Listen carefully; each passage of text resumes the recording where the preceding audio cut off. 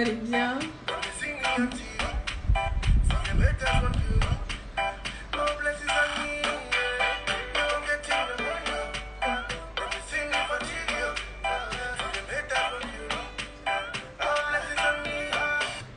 Partagez le live au maximum pour le temps de commencer. Hello tout le monde. Hello Sephora, Cisco. Salut tout le monde.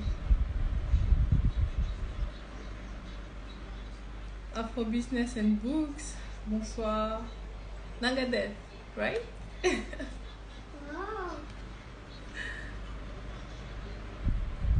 Ah, Sephora, je veux dire, quand je vais dire, c'est une beauté. Ah? Faut que je travaille toutes les langues là.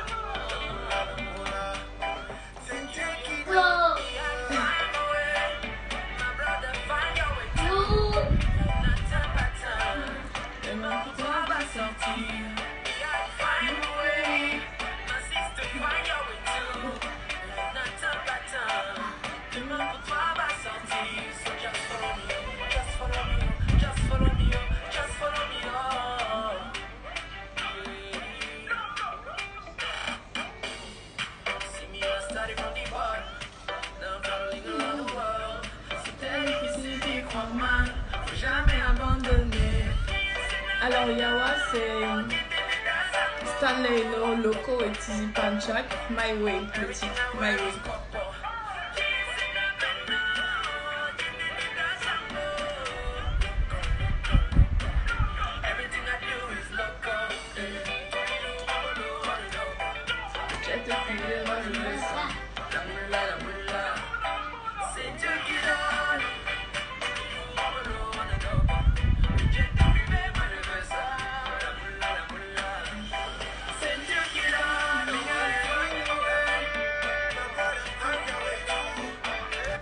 Alors ce que moi je fais généralement pour partager un live, c'est que je fais une capture d'écran et je la repose dans ma story et j'identifie le compte qui fait le live. Je ne sais pas si vous avez une autre façon de partager les lives, mais voilà. So, partagez au maximum qu'on puisse être encore plus nombreux.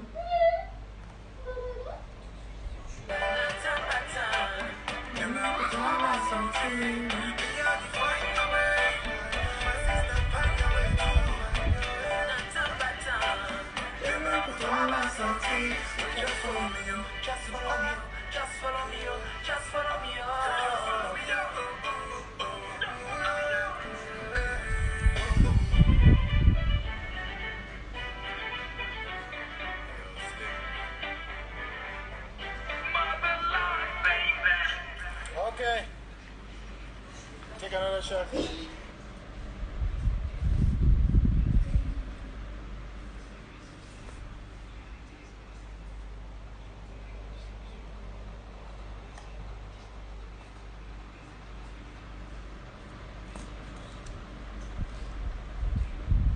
Coucou Destiny.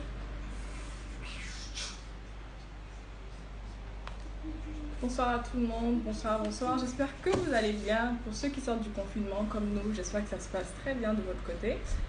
De notre côté, en tout cas, on essaie de changer un peu les idées et tout. Ça fait du bien de revoir quelques personnes, de sortir un petit peu après 2 mois de confinement. C'est vraiment super.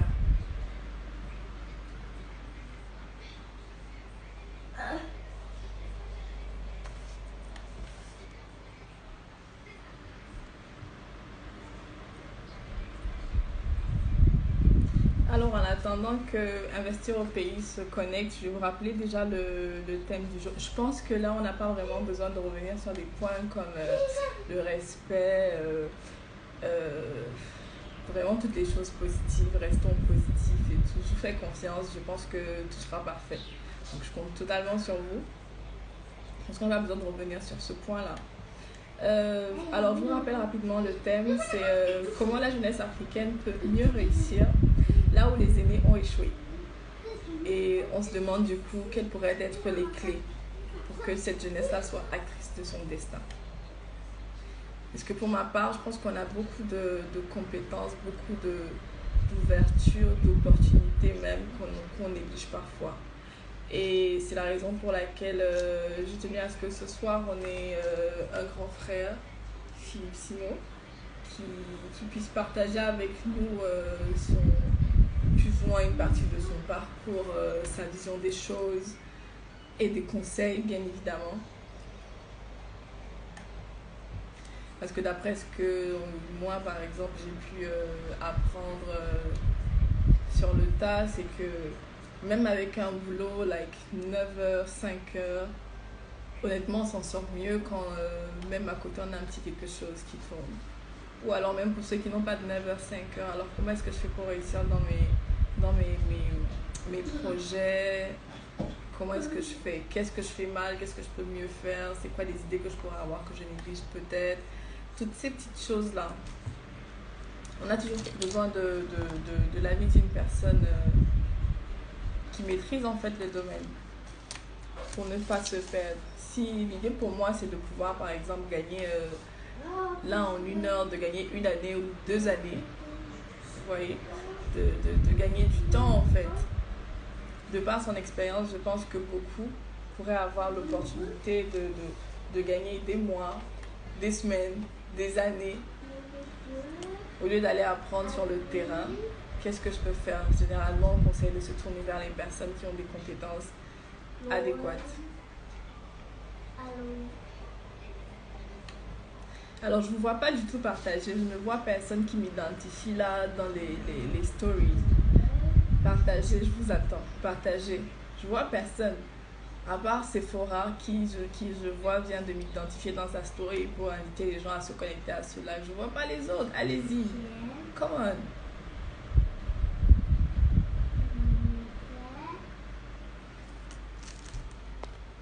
Je vais regarder si il est là.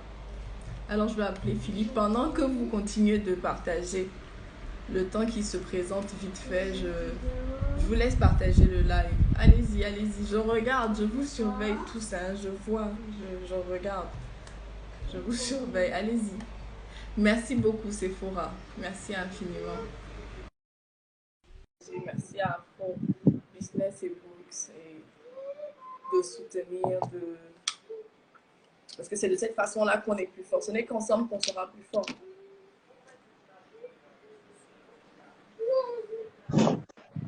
Hello, bonsoir. Hello, salut. J'espère que tu vas bien. Bien et toi?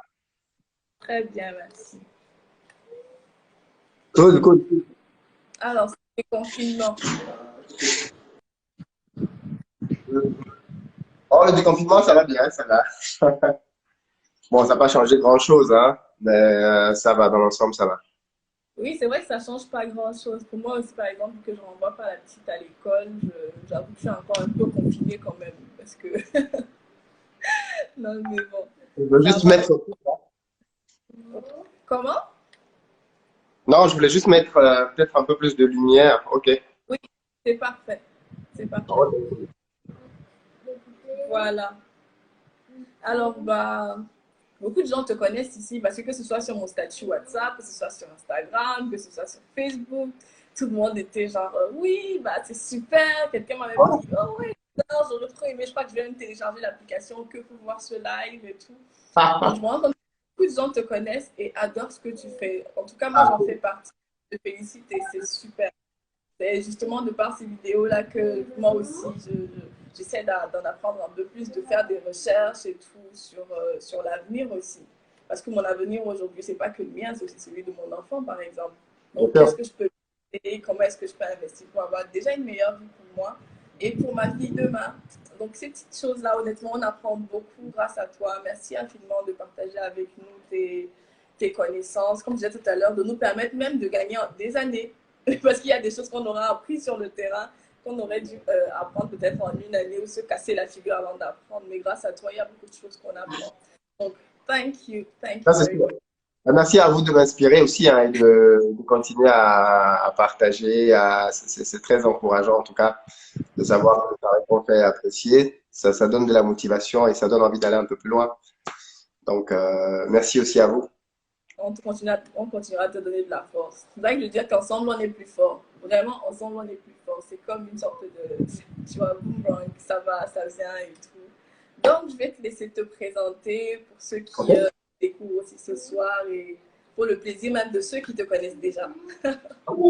On va juste demander aux amis de jouer le jeu et de partager, hein, parce que le but est aussi que tout le monde soit généreux. Autant on est généreux, on trouve ces moments pour passer du temps ensemble et parler de ces choses-là.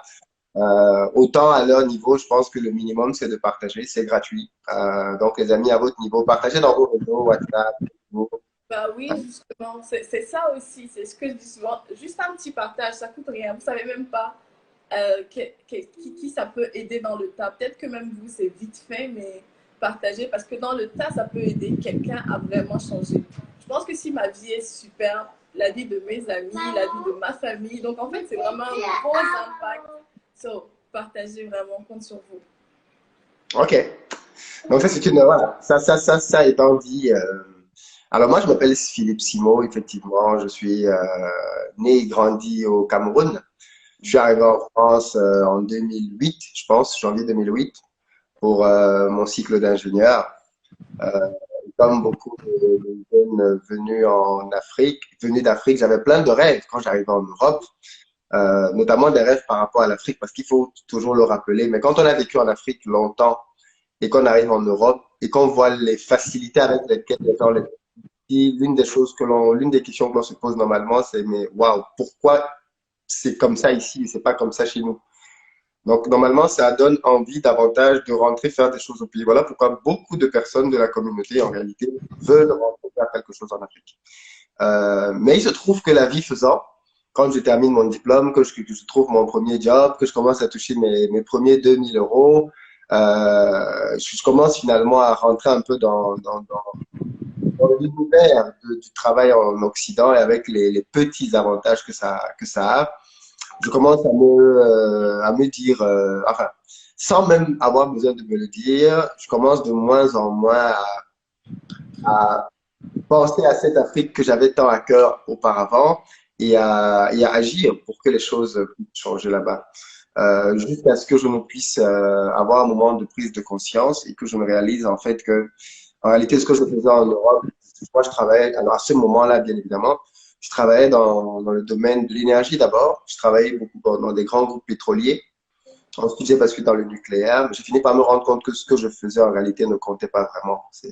J'étais un pion dans la masse. Alors que chaque fois que je rentrais au pays, j'agissais là, j'avais le sentiment que de toutes petites actions que je pouvais poser changeaient les vies des gens. Donc c'est de là que le déclic se fait pour moi et que je me lance pleinement dans le domaine entrepreneurial. Et par la suite, je décide de le faire connaître au plus grand nombre parce que je me rends bien compte que les gens, à chaque fois que j'en parle, sont intrigués et à la limite intéressés. Et je me dis, mais plutôt que de garder ça pour moi, on va créer un canal par lequel on va partager ce qu'on fait. Je crois que c'est ce canal qui a permis que beaucoup d'entre vous me découvrent au travers notamment de ma chaîne YouTube. Donc, pour faire beaucoup plus simple, aujourd'hui, je suis simplement un entrepreneur en Europe et en Afrique, mais qui a pleinement à cœur de participer à ce que l'image non, et donc de la communauté noire dans le monde change. Bah, c'est super comme parcours parce que je sais que beaucoup de gens se posent souvent des questions, ils se disent, oui, j'ai étudié ça, je travaille dans ça, est-ce que je peux me permettre? Est-ce que, donc je pense que ça relève aussi de sortir en fait de sa zone de confort, essayer, traverser, dépasser ses craintes, dépasser ses peurs, essayer. Bah, c'est très bien. C'est très bien, honnêtement. Ça nous encourage. Juste une petite parenthèse là-dessus, c'est que c'est le système dans lequel on joue, c'est un système malheureusement qui abrutit beaucoup. Parce que c'est un système qui pousse les gens à penser on a une seule compétence et on doit faire une seule chose. Ouais. C'est un système qui pousse les gens à être vraiment spécialisés. Or, auparavant, c'était pas comme ça. Les gens étaient pluridisciplinaires. Et tu peux le voir d'ailleurs dans nos livres. Tu as des gens qui ont écrit aussi bien en mathématiques, en physique qu'en philosophie. C'est le même individu. De nos jours, on va te dire, mais attends, de quoi tu parles? Reste dans les mathématiques, c'est ton domaine. Reste dans la physique, c'est ton domaine. Alors qu'avant, on voyait bien que les gens pouvaient faire plusieurs choses en même temps et exceller dedans. Donc, ceci pour dire aux uns et aux autres qu'il ne faut pas se laisser définir par une formation qu'on a apprise à l'école. On vaut beaucoup plus que ça et on peut faire beaucoup plus que ça. Et l'école, c'est un lieu d'apprentissage, mais ce n'est pas le seul lieu d'apprentissage. Quand on a fini l'école, il faut continuer de se former et continuer d'apprendre. C'est là l'une des grosses différences entre ceux qui réussissent. Sont des éternels étudiants, mais ils ne sont pas de ceux qui vont te dire, mais moi je connais ce truc-là, moi je sais comment ça marche. Non. Généralement, ils sont toujours à l'écoute pour apprendre davantage. Et rien n'empêche, hein. Moi je connais des gens qui ont tout changé à 70 ans, et à 70 ans, ils ont été millionnaires. Bah oui, je sais que j'adore lire ce type d'histoire en fait parce que ça m'encourage beaucoup. J'adore lire ce type d'histoire de vraiment quelqu'un qui était pratiquement au bout de sa... Quelqu'un qui était pratiquement... Excusez-moi une petite seconde. Maternité, motherhood. Normal. Alors, donc j'adore lire ce type d'histoire quand tu entends parler de quelqu'un qui pensait être au bout de sa vie et qui part de rien, d'un $100 ou d'un petit peu moins ou un petit peu plus, et qui aujourd'hui n'est même plus sur Terre. Et nous, on continue de parler de lui encore et encore, alors que pendant 40 ans, pendant 50 ans, il avait l'impression d'avoir trouvé aucune voie pour lui. Mais voilà, au bout, il réalise de grandes choses. Donc en fait, il n'est jamais trop tard. Il faut apprendre. Moi encore, même il y a 2 semaines, j'étais inscrite dans une formation. Je terminais à 22 ans, mais honnêtement, j'étais contente parce que j'apprenais des choses. Ce sont des choses que je connais déjà un petit peu, mais j'ai pu apprendre encore mieux. J'ai envie de dire même que je suis montée en compétence là. Je maîtrise un peu plus ces choses-là. Je me dis, ah d'accord, donc en fait, c'était ça le nom, c'était comme ça que ça se faisait. Pour mieux faire, je peux faire comme ci, je peux faire comme ça. Donc, comme tu dis, honnêtement, il ne faut pas rester sur j'ai déjà appris, je ne retourne pas, je ne réussis pas, j'apprends pas des autres, ou je me réinscris même pas dans une formation, par exemple. Donc, honnêtement, Non, je suis d'accord avec toi, je suis d'accord. Il faut bien que les gens comprennent que, peut-être qu'on va en parler un peu, mais le degré d'enrichissement et de développement que chacun d'entre nous a est proportionnel au degré de connaissance qu'il a. C'est-à-dire, ce qui te sépare aujourd'hui de la vie de la vie dont tu rêves, c'est en grande partie de la connaissance. ouais. C'est-à-dire, quelque chose que tu ne sais pas aujourd'hui et qui font que tu as les résultats. En fait, tu as les résultats que tu as à cause de ce que tu sais.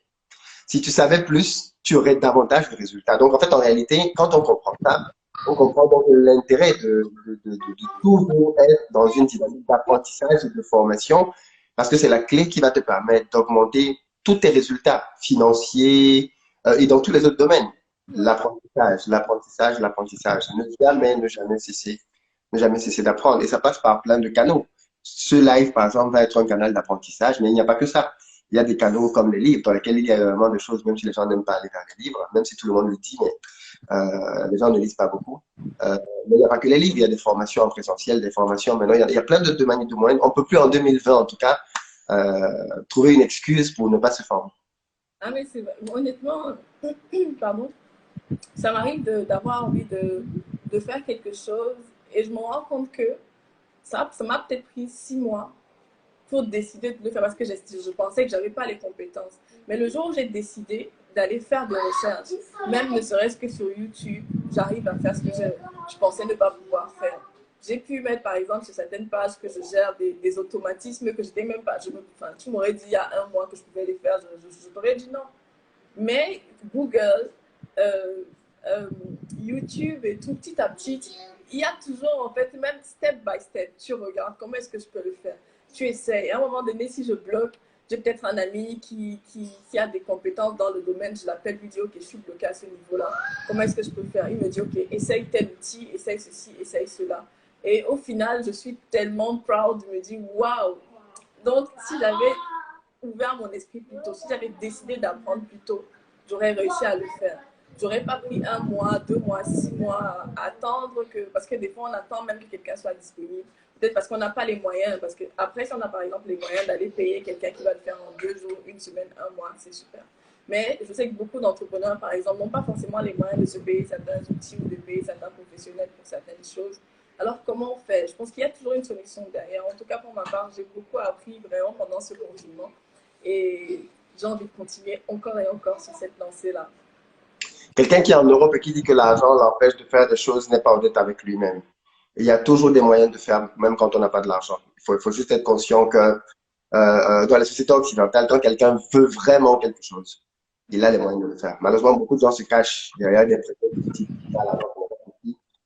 Et pourtant, les mêmes personnes, dans d'autres cas de figure, se seraient surpassées pour trouver cet argent-là, pour pouvoir résoudre d'autres problématiques, qui démontrent juste par là, en réalité, le peu d'intérêt et de volonté qu'ils ont dans le fait d'accomplir cette chose-là. Ça peut être une formation, par exemple, mais il y a toujours des moyens de contrôler le fait de ne pas avoir d'argent.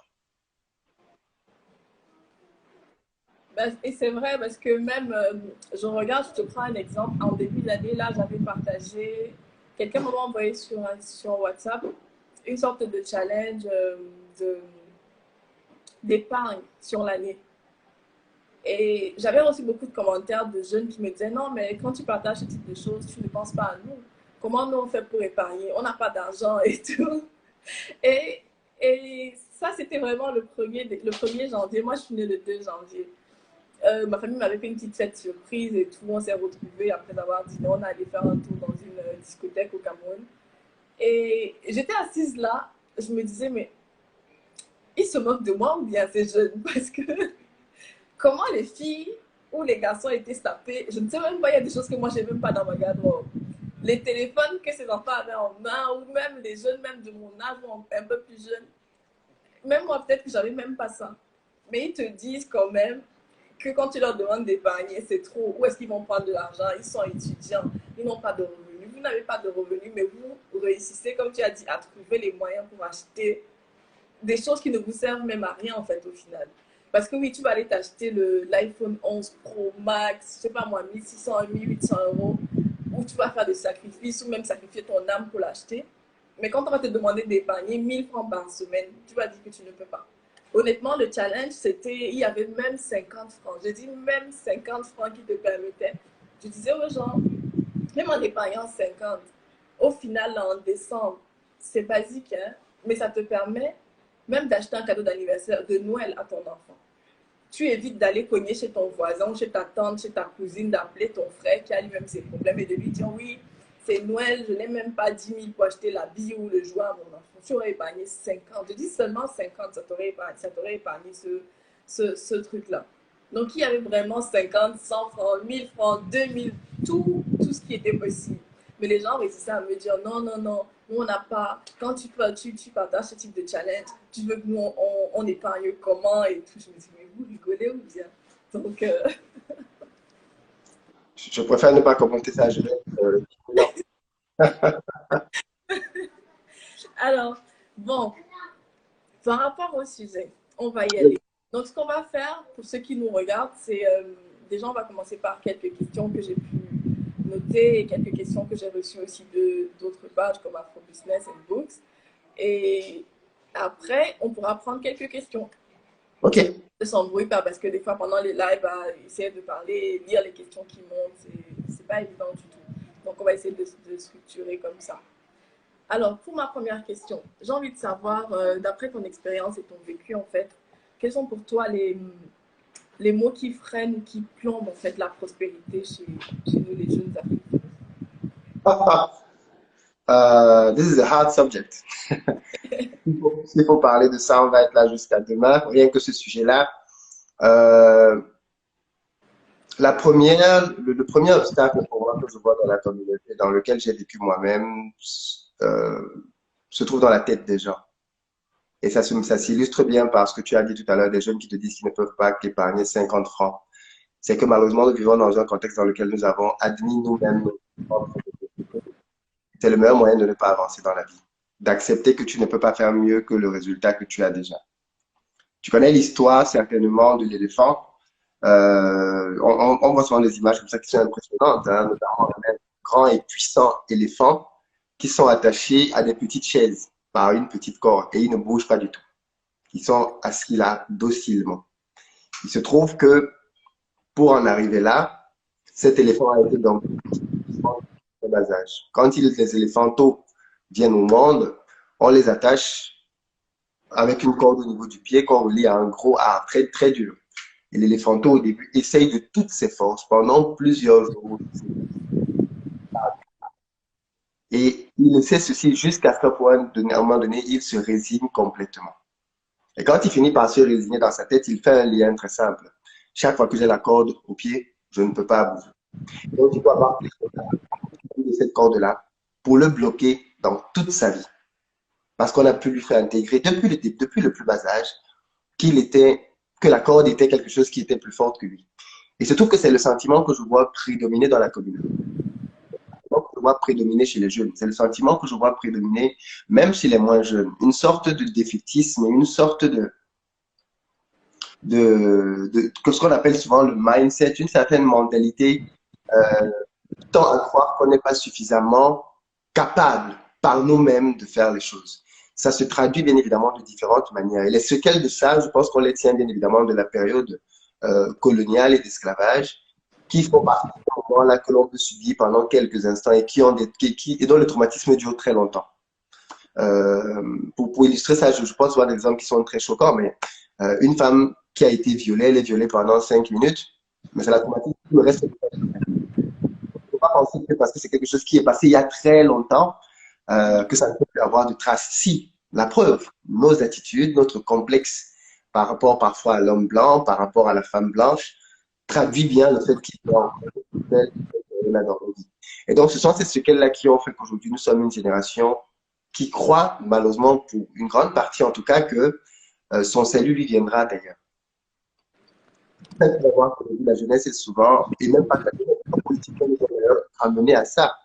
On est souvent à croire que d'autres personnes vont nous aider à nous développer, à nous enrichir. Tu verras donc que nos États, par exemple, attendent les dons. Et ça se traduit aussi à l'échelle individuelle.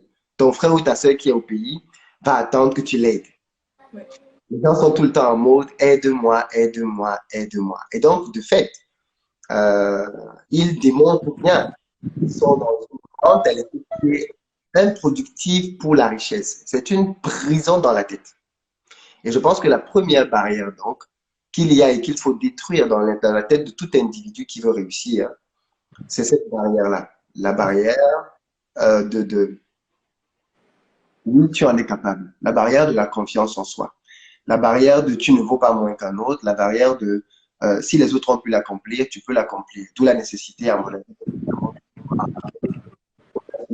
et aux Noirs en général, leur histoire, pour qu'ils se rendent bien compte que leurs compères, leur père et leur grand-père ont accompli des choses importantes et que eux, donc, ils sont des héritiers d'un grand peuple. C'est pas pour rien. Tout peuple, tout peuple.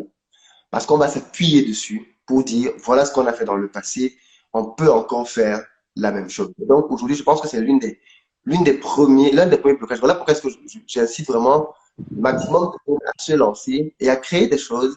Parce qu'en fait, au-delà de ce que ça va leur apporter à eux-mêmes comme bénéfice dans leur vie, ça va déclencher tellement de choses dans les vies d'autres personnes dont ils n'ont même pas conscience. Moi, il y a des camarades de classe qui, quand ils me voient aujourd'hui, se disent, mais c'est pas possible. Déjà, j'étais en classe avec ce gars n'était pas plus intelligent que moi. Et pourtant, il parvient à avoir des résultats de cette nature. Et pourtant, moi, je suis encore ici. Et ça fait des déclics. Parce que ça permet aux gens de se dire, mais en fait, les gars, les gens qui ont des résultats, ce pas des gens qui ont 3 cerveaux, 4 IE ou qui ont une couleur de peau particulière. Ce sont juste des gens qui ont travaillé, qui se sont donné les moyens, qui ont obtenu des résultats. Ça, c'est le premier switch, à mon avis, qu'on doit faire. Le switch dans la tête. D'accord. Donc, en gros, ce que j'ai envie de dire, il faut aussi travailler. Ce que j'ai retenu aussi, c'est cette partie confiance en soi. Avoir confiance en soi. Et on ne va pas switcher sur la question de. Parce que si on prend encore sur la confiance en soi, on va aller encore plus loin. Mais parce que les gens ont tendance à demander si la confiance en soi, si cette confiance-là, on est avec ou si on réussit à acquérir cette confiance. Bien sûr, Excuse-moi. Ah, termine. Mais je disais, pour moi, c'est quelque chose qui s'acquiert et qui se développe. Voilà, c'est ce que j'allais dire, oui. Non, je pense que c'est quelque chose qui se développe. Sinon, on est foutu. Hein. Si ça ne s'acquiert, si ça ne se développe pas, c'est qu'on est foutu. Donc, il faut travailler à ça, justement, parce que pour acquérir la confiance, un peu comme si je reprends même l'exemple de l'éléphant dont tu parlais tout à l'heure, c'est un peu dans l'autre sens, en fait. C'est celui qui l'attache là qui réussit à créer une certaine confiance. La confiance, il a une confiance tellement énorme que il attache son éléphant à une petite chaise et il s'en va tranquillement. Il sait que j'ai confiance. J'ai réussi à travailler. Donc, c'est un peu la même chose dans l'autre sens. C'est un peu comme quand je veux conduire ou quand je veux pédaler un vélo. Si je n'apprends pas à pédaler le vélo, si je n'apprends pas à conduire, c'est pas comme si je me lève un matin et paf. C'est normal que quand tu me donnes la voiture, je te dise, hey, je ne peux pas. J'ai peur et tout. Par contre, si j'ai suivi le processus, si je me suis vraiment impliquée, si j'ai appris, je me lève le matin, ça devient normal pour moi. Je démarre ma voiture tranquillement et tout. Donc, j'ai envie de prendre cet exemple-là pour la confiance. Et puis la confiance en soi, il faut que beaucoup de gens comprennent bien. Quand on parle de développer la confiance en soi, on ne parle pas de s'asseoir dans un canapé et de commencer à méditer pour que la confiance rentre en toi, quoi. La confiance en soi, c'est quelque chose qui s'obtient, qui s'acquiert, qui se développe dans l'action. Ouais. C'est pas que tu fais quelque chose que tu te rends compte. En fait, tu peux le faire, en fait. Mais donc, pour avoir confiance en soi, il faut être dans l'action. Il faut passer à l'action pour se rendre compte qu'en fait, moi aussi, je peux le faire. Ouais. Plus tu passeras à l'action, plus tu auras confiance et plus tu seras à même d'aller un peu plus loin. Prenons par exemple le cas de figure du 100 mètres. Pendant longtemps, aucun homme sur la planète, aucun être humain n'a pu faire une course aux 100 mètres en dessous des 10 secondes. Aujourd'hui, on a Usain Bolt qui était passé à 9 secondes 65. Mais pendant très longtemps, les athlètes couraient tous, et tout le monde savait dans les esprits des gens qu'on ne pouvait pas courir en dessous de 10 secondes. C'était impossible. Jusqu'au jour où un individu a brisé ce record-là. Et il a couru en dessous. Dis-toi que dans les mois qui ont suivi, une flopée de personnes ont franchi la barrière et sont descendues en dessous des 10 secondes. Parce qu'en juste, ils se sont rendus compte que, mais en fait, quelqu'un l'a fait. Donc, on peut le faire. Et c'est comme tout, en fait. Dans notre société, nous vivons dans une société qui a tellement de postulats et de limites. On vit dans des sociétés limitantes, en réalité, qui nous font croire que le modèle de vie, c'est celui-ci. Si tu veux avoir des résultats dans ta vie, c'est ce canal-là. Si tu veux être un bon mari, tu dois faire ça. Une bonne épouse, tu dois faire ça. Un bon enfant, tu dois faire ça. Un bon entrepreneur, tu dois faire ça. Oui, dans la vie sociale. Donc, les gens sont dans des canaux. Et donc, la réussite donc découle du canal. Et il y a un autre travail à faire dans lequel il faut expliquer aux gens et leur démontrer que ça, c'est faux. Et là, démontrer qu'en fait, non, on n'a pas besoin de l'école. Ces deux-là n'ont pas de lien. L'école permet d'avoir de l'instruction, de l'éducation. C'est super important dans la vie. Mais quelqu'un qui n'a pas là à l'école peut s'en sortir. Comme la preuve aujourd'hui fait tâche parce que la plupart des milliardaires africains sont des gens qui ne sont pas instruits. Ils démontrent donc bien par là que, ok, d'ailleurs, ils embauchent des personnes instruites derrière pour mener à bien leurs entreprises, mais ils démontrent bien que tout ne se joue pas, tout ne se fait pas uniquement à l'école. On a des gens qui ont des diplômes et qui ne parviennent même pas à s'en sortir dans la vie. Donc, il faut oser remettre en question les paradigmes et se dire, mais est-ce que celui-ci, il est vrai? Est-ce que celui-ci s'applique à moi ou pas? Ainsi de suite. En tout cas, moi, je me note, hein, je prends des notes. J'espère que vous prenez des notes aussi. Je vais laisser le live, mais pensez à prendre des notes. Moi, j'en prends. Ah, on a un problème de volume, effectivement.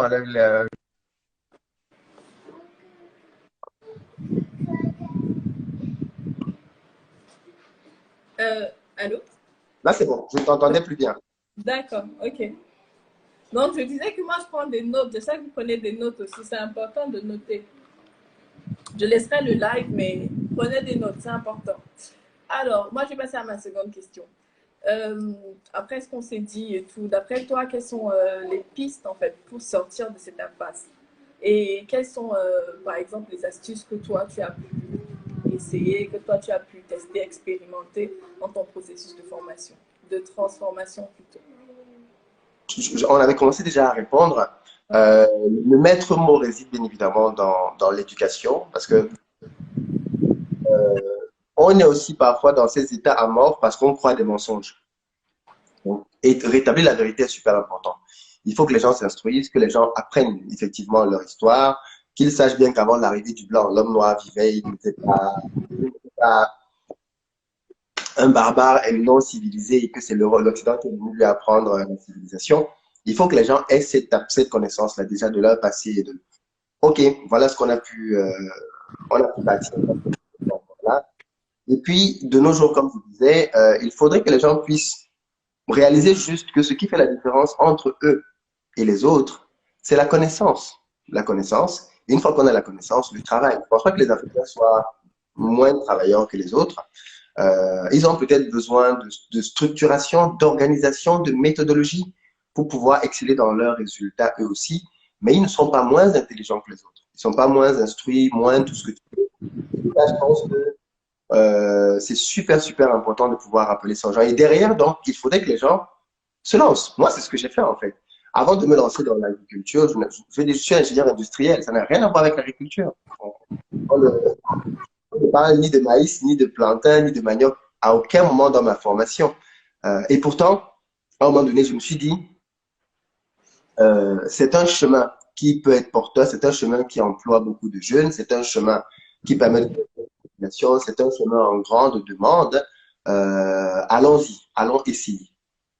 Et donc, je me suis simplement lancé pour essayer. Au début, bien évidemment, je me suis vraiment fracassé, quoi. J'ai pas mal échoué, j'ai perdu de l'argent, mais j'avais fait partie du process. La phase d'apprentissage constituait justement de ces échecs-là. Et donc, à partir de là, j'ai commencé à travailler effectivement.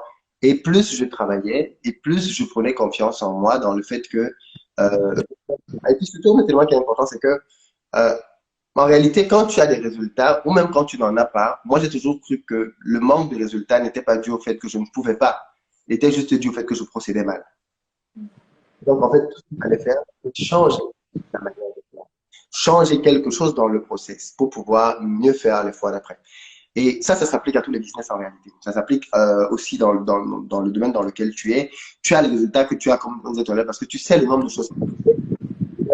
Tu ne les fais pas de manière optimale. Quand tu sauras comment les faire de manière optimale, tu modifieras et tu auras de meilleurs résultats. Et donc, à partir de là, tu es en fait dans une courbe dans laquelle tu peux aller dans tes résultats de plus en plus loin, quoi.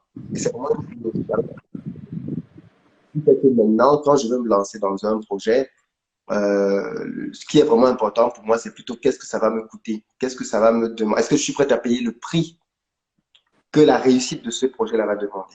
Et quand j'ai calculé, je me rends compte que oui, je suis prêt à payer ce prix-là, psychologiquement, émotionnellement, en termes de temps, d'argent et de tout le reste, alors je m'y engage.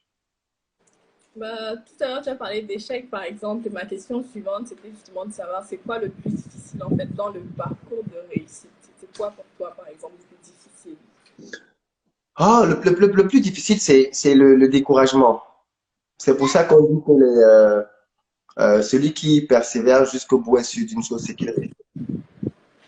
Le plus gros obstacle, c'est le découragement parce que parfois tu te donnes tellement euh, que quand le résultat que tu as ne correspond pas du tout à ce que tu avais préparé, tu es abattu. Clairement, tu es abattu. Et il Et faut donc aller chercher des ressources intérieures pour aller continuer. Voilà pourquoi c'est souvent, je dis souvent aux gens, il faut bien savoir pourquoi est-ce que tu veux gagner de l'argent. Il faut savoir pourquoi est-ce que tu veux être riche, pourquoi est-ce que tu veux faire, c'est quoi ton objectif de vie. Parce que c'est ça qui va t'être utile pendant les moments de crise, pendant les moments où tu auras l'impression que tout s'arrête, tout s'effondre. Pendant ces moments-là, ce qui va vraiment faire la différence, justement, c'est ce qui te porte, ta flamme. Et quand tu vas te souvenir de cette flamme-là, alors elle va te permettre de te dire, OK, de toutes les façons, j'ai pas le choix. Je vais recommencer parce que je ne peux pas vivre en paix si je n'accomplis pas cette chose-là. Donc, quand tu es dans cette mentalité-là, tu considères les échecs comme des apprentissages. Et puis surtout, ce que j'ai commencé à apprendre au fil du temps, c'est minimiser aussi l'impact des échecs. C'est-à-dire, au début, par exemple, quand je me lançais, moi j'ai perdu 20, j'ai acheté des terrains à 20 000, 30 000 euros. Aujourd'hui, je perds plus d'argent comme ça. Parce qu'au fil du temps, j'ai compris comment est-ce que je pouvais sécuriser mes investissements, comment ne pas mettre tous mes œufs dans le même panier. Et donc, ces échecs-là m'ont permis d'être beaucoup plus prudent, beaucoup plus affûté. Et donc, de faire que même quand je perds, je continue de perdre dans les affaires.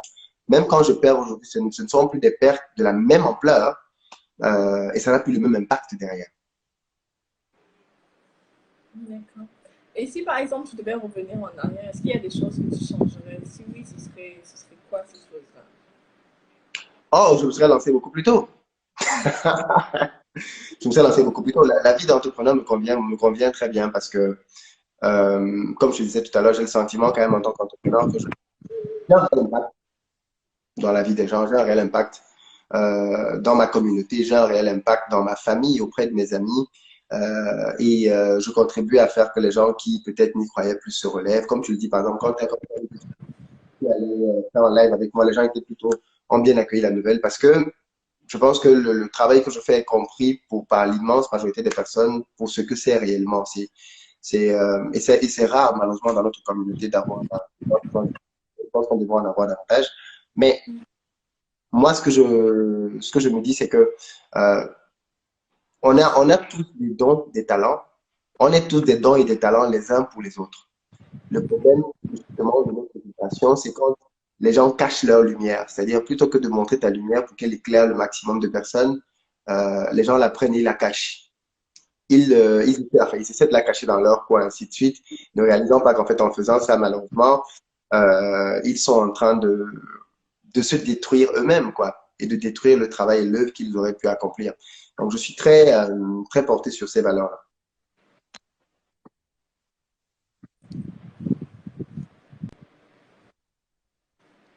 Tout va bien de ton On a côté? une petite, oui, on a une petite coupure. D'accord. Tu parlais de lumière.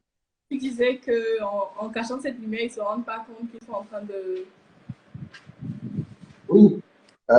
Tu sais, moi, je dis souvent, quand tu regardes, le cimetière est l'un des endroits les plus tristes au monde, parce que notamment dans nos cimetières en Afrique, parce que dans nos cimetières, on a enterré des Beethoven bis, des Mozart bis, des, des Léonard de Vinci bis, des gens qui sont venus sur cette planète avec des dons et des talents incroyables, mais qui n'ont jamais eu l'opportunité de pouvoir les exprimer.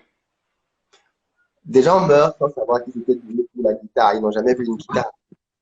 Les gens meurent en étant doués pour l'écriture, ils n'ont jamais vu un livre. Ainsi de suite. Le don, il est là, hein. Il est inné. Tu nais avec. Maintenant, tu le travailles derrière. Mais le don, il est là. Et le problème de notre communauté, justement, c'est qu'on a tellement de... Parce que beaucoup de personnes viennent, n'expriment pas ce qu'ils devraient exprimer et repartent avec. Ça, c'est un gâchis énormissime. C'est vraiment un gâchis énormissime. Et justement, l'objectif aussi, c'est de lutter pour que ce genre de choses ne se produisent plus. C'est toujours la même chose. Il y a une histoire que j'aime beaucoup pour traduire la médiocrité dans laquelle on vit. Les gens se contentent beaucoup trop de résultats médiocres. Beaucoup, beaucoup trop. Un jeune homme avait dit à un monsieur qu'il voulait, un monsieur super riche, qu'il voulait, qu'il voulait apprendre à être riche comme lui. Le monsieur lui a dit, c'est vrai? Il lui dit oui. Ok, il dit, bon, ok, d'accord. Retrouve-moi donc demain au bord de la plage. L'homme était très surpris. Le lendemain, il vient en costume, cravate, au bord de la plage. Moi, je viens pour une rencontre business, pour apprendre d'un mentor. Pourquoi il me demande de venir au bord de la plage? Bon, quoi qu'il en soit, allons-y. Donc, du coup, le gars, il va au bord de la plage, hein, parce que c'est ce qu'il a convenu avec le monsieur. Et une fois qu'il arrive au bord de la plage, le monsieur lui dit, bon, allez, il dit, bon, qu'est-ce qu'on fait alors maintenant? Moi, je veux que tu m'enseignes comment faire pour réussir comme toi. Euh, le monsieur lui dit, viens avec moi, viens avec moi. Il le prend par la main, ils entrent dans l'eau, ils commencent à marcher.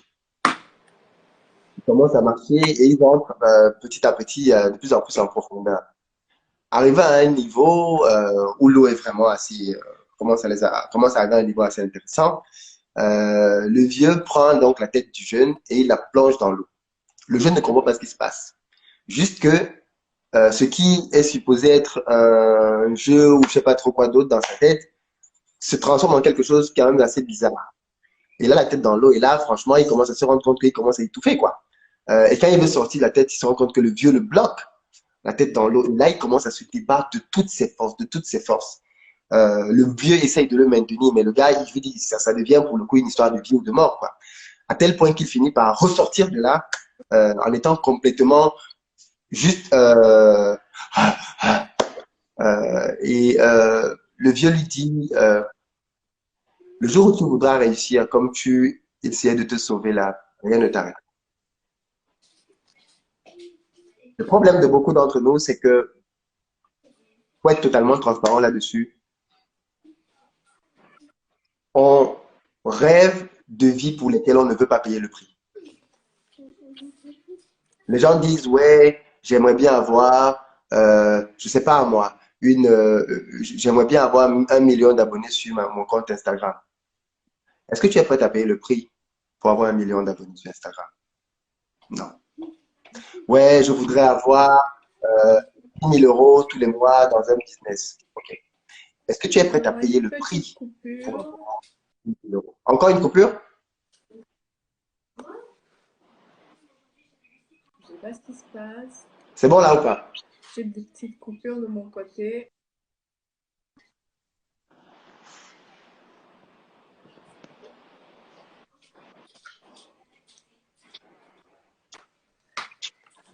Est-ce que vous êtes sûr?